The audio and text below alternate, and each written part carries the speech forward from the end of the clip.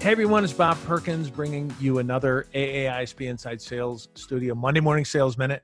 I'm here with Mark Hayes. Mark, how are you doing? Very well, despite current circumstances.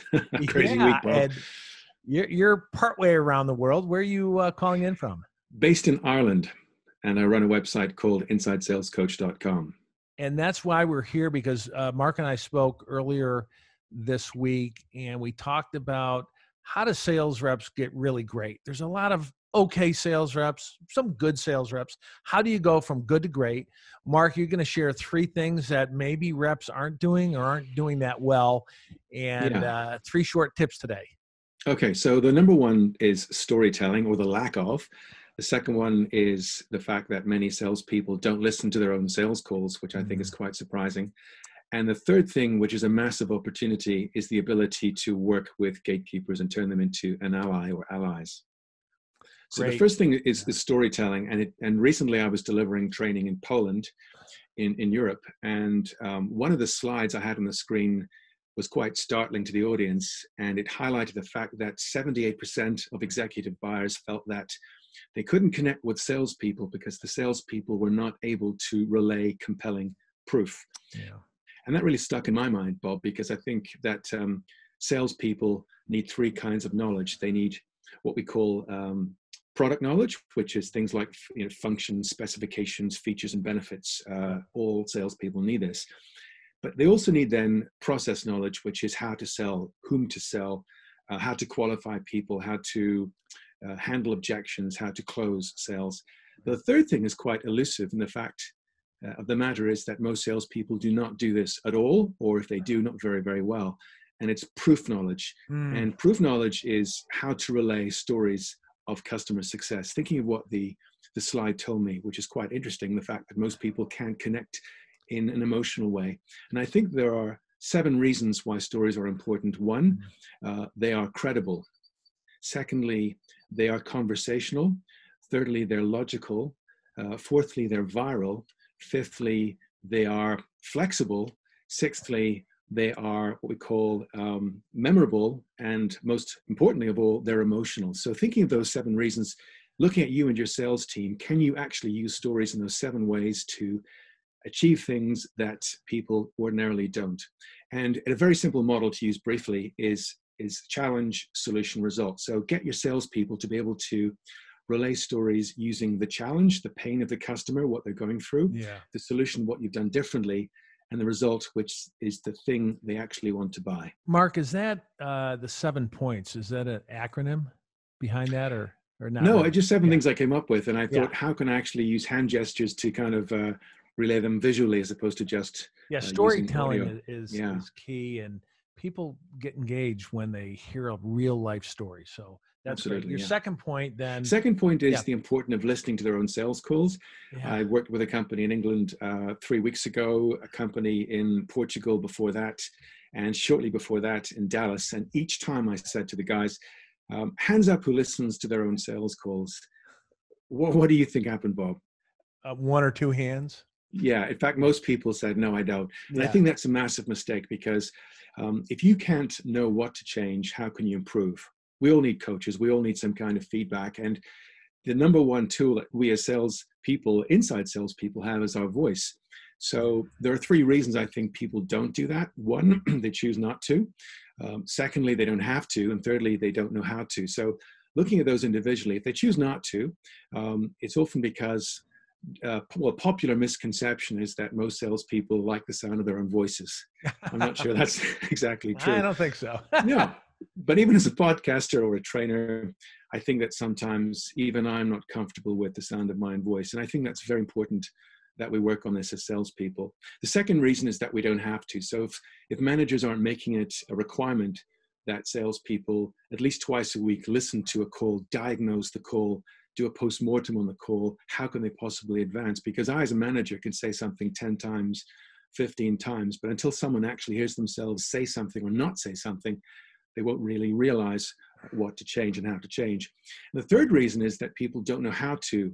And I think this is actually an easy one. And I say to people sometimes, if they say to me, we're not allowed to for technical or legal reasons, I say, well, why not just take your phone, switch on the phone, and record your side of the call. Because when you hear yourself speaking a particular way, you'll realize, oh my God, I'm saying things a particular way or not saying things I should to.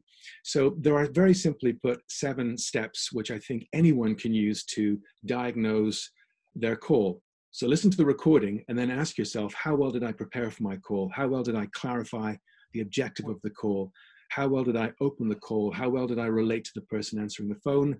How well did I engage the person in the conversation? How well did I follow my sales process, my qualification process?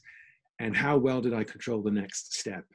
We're professionals. And Yeah. is there a professional athlete out there that doesn't look at the game tape? Not a one. So we're professional salespeople. Why not listen to our sales game tape? So great point. We have to. You have a third one that you'll close up with. I think is important that, and this is a kind of a bugbear for me, because most sales training, I think you'd agree, Bob, teaches people to get past the gatekeeper. So what do you feel, or what do you think of when you hear the term gatekeeper?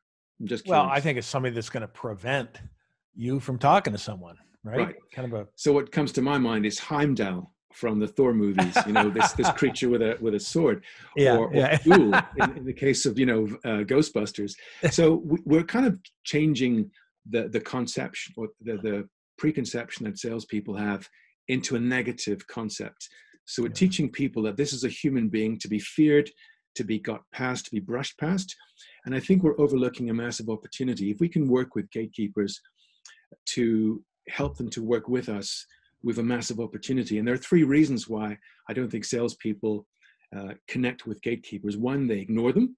We're taught to get past them, to go around them. Right. Secondly, we fear them. We feel that it's okay to tell lies to them or dupe them. Of course he's expecting my call. Of course he knows, never met him before.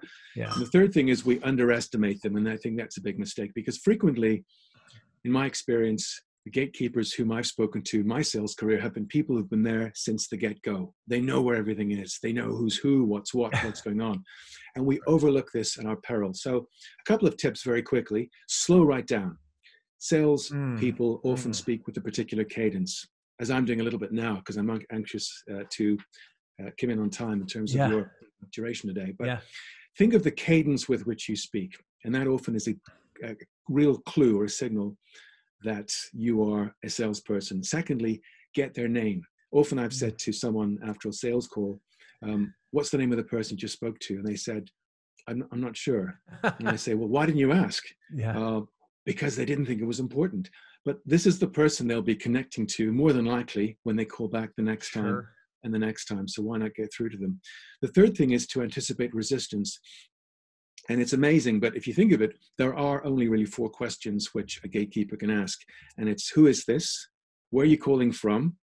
Is he expecting your call? And what's this about? Okay. So how difficult can it be to be fluent in answering those questions? The next one is to be direct, cut to the point, get to the chase, answer the question, and don't dilly-dally. And lastly, a huge problem I find with many junior and experienced salespeople is they try and pitch to the gatekeeper. That is a no-no. Yeah. What do you think of that one? That is so true. I call it leave it in the bag. Don't pitch. I mean, don't even pitch the prospect until you get, trust, rapport established, need, all that. Listen, great. These are unique. I haven't had these on the Inside Sales Studio. So start telling stories if you're not doing it today. Listen to your sales calls, just like professional athletes watch games. It's easy. Yeah. And then work with the gatekeeper, right? Work with them. Don't try to avoid or work around them. So good tips. Mark, you're doing a lot of work. We talked a little bit about the Dublin chapter you're going to be involved in, AAISP chapter. Yeah. We'll probably see you next November. Croke Park in Ireland. Holding well.